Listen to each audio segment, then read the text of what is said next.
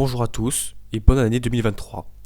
Pour fêter la nouvelle année, j'ai décidé de créer un nouveau concept pour la chaîne. En effet, les vidéos habituelles mettent du temps à se faire.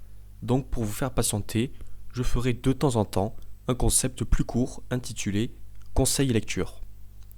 Dans ces courtes vidéos, je vais vous présenter un livre que j'ai lu et que je trouve pertinent, intéressant ou utile. Ce ne sera pas forcément des livres écrits par des historiens, ou des livres que j'utilise comme source dans mes vidéos, mais des livres que j'aime bien. Voilà pour les présentations. Maintenant, voici le premier épisode de Conseil lecture avec À l'Ouest, rien de nouveau.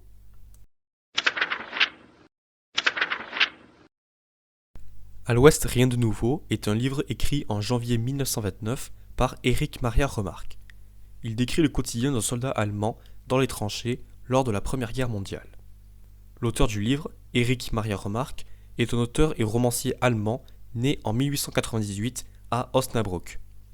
Il mène une enfance plutôt paisible avant de rejoindre un séminaire de formation de maître dans l'objectif de devenir instituteur. Cependant, en 1916, lors de ses 18 ans, il est mobilisé pour partir au front et est envoyé au front de l'Ouest en juin 1917. Et c'est là que le plus tragique arrive. Un mois après sa mobilisation, il se prend des éclats de grenade dans le cou et dans les bras, le blessant gravement. Et au mois de septembre, il perd sa mère. On a donc affaire à quelqu'un qui non seulement a vu l'horreur de la guerre, mais les a subis directement. Et tout ça, vous vous en doutez, a eu une grande influence dans l'écriture de son livre après la guerre. En 1919, Remarque est démobilisé et enchaîne différents métiers, comme instituteur, journaliste, professeur de piano ou libraire, dans lequel il publie son premier livre, La baraque de rêve. Lorsque Remarque publie son livre en 1929, celui-ci est très mal reçu à cause de son contenu plutôt pacifiste. On accuse l'auteur d'être juif, et l'antisémitisme étant très fort à cette époque et avec en plus l'arrivée des nazis au pouvoir en Allemagne en 1933, l'oblige à fuir en Suisse puis aux États-Unis. La même année, le livre est brûlé lors des autodafés organisés par les nazis, qui avaient pour objectif de détruire tous les livres n'étant pas en accord avec leur idéologie. Ça, c'est sur le court terme. Mais qu'en est-il du long terme ? Eh bien, c'est un grand succès. Plus de 30 millions de livres ont été vendus à travers le monde, et il a même eu droit à 3 adaptations cinématographiques, bien reçues par la critique. La première, en 1930, réalisée par Lewis Milestone, la deuxième, en 1979, réalisée par Delbert Mann, et la dernière, en 2022, réalisée par Edward Berger, sortie sur Netflix. Voilà pour les présentations.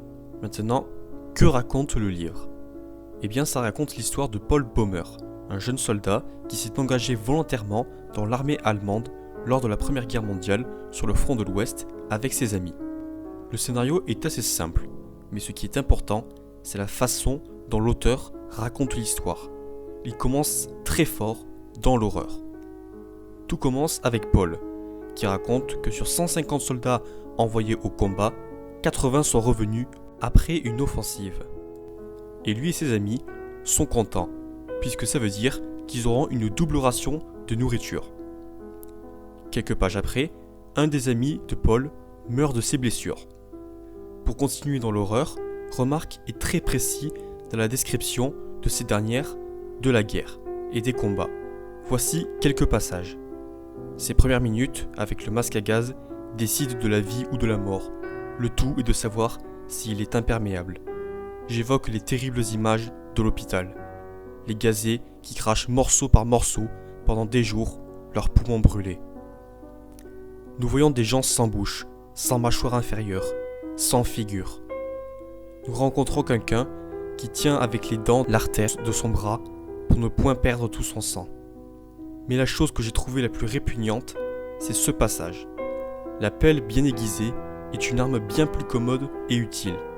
Non seulement on peut la planter sous le menton de l'adversaire, mais surtout, si l'on frappe obliquement entre les épaules et le cou, on peut facilement trancher jusqu'à la poitrine. Voilà. Comme vous l'avez remarqué, l'auteur va dans le détail et ne fait pas dans le propre. Mais la qualité de son livre ne se résume pas qu'à ça. puisque l'auteur aborde différents thèmes qui ne sont pas liés au combat. Par exemple, il traite l'impact psychologique de la guerre sur les soldats qui ne sont plus que l'ombre d'eux-mêmes et qui ne sont plus adaptés à la société. Je cite: La guerre a fait de nous des propres à rien. Nous n'avons plus aucun goût pour l'effort, l'activité et le progrès. Quand nous partons, nous ne sommes que de vulgaires soldats, maussades ou de bonne humeur. Et quand nous arrivons dans la zone où commence le front, nous sommes devenus des hommes bêtes. Aussi, le fossé entre le front et l'arrière est montré lorsque Paul est en permission. Cela a-t-il été dur, là-bas, Paul ? Mère, que pourrais-je te répondre ? Tu ne le comprendrais pas. Non, jamais tu ne le saisirais. Mais en dehors de la famille de Paul, d'autres personnages montrent ce décalage. Par exemple, Paul retrouve son ancien prof d'allemand et son directeur, qui pensent que le moral des soldats est excellent, qui discutent de ce qu'il faut annexer après la victoire et donnent des leçons de stratégie à Paul alors qu'ils ne sont jamais allés au front. Pour finir, j'aimerais montrer que ce que l'on peut voir aussi dans ce livre, c'est que parfois, on peut voir que l'auteur raconte sa propre histoire. En effet, Remarque a perdu sa mère pendant la guerre, et Paul a sa mère qui est mourante. Remarque a été très souvent blessé et gravement, ce qui explique la précision des horreurs et des blessures de guerre.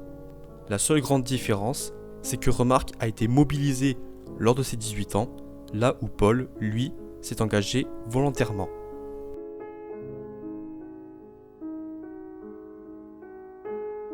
Pour conclure, À l'Ouest, rien de nouveau est un excellent roman pour comprendre l'horreur de la Première Guerre mondiale, que ce soit pour les morts, les souffrances physiques et psychologiques des soldats, ainsi que l'absurdité de cette guerre. Puisque cette guerre, présentée comme patriotique, fut pendant 4 ans un véritable carnage pour s'emparer de quelques centaines de mètres de collines ou de forêts, car à l'Ouest, il n'y a rien de nouveau. Voilà, j'espère que cette vidéo et ce nouveau concept vous aura plu. Le prochain épisode d'histoire arrivera à la fin du mois, comme d'habitude. N'hésitez pas à me dire ce que vous pensez de ce nouveau concept, à partager la vidéo et à vous abonner à mon compte Instagram où je poste des nouvelles sur l'avancée des vidéos. Sur ce, je vous remercie de m'avoir écouté et je vous souhaite une bonne journée.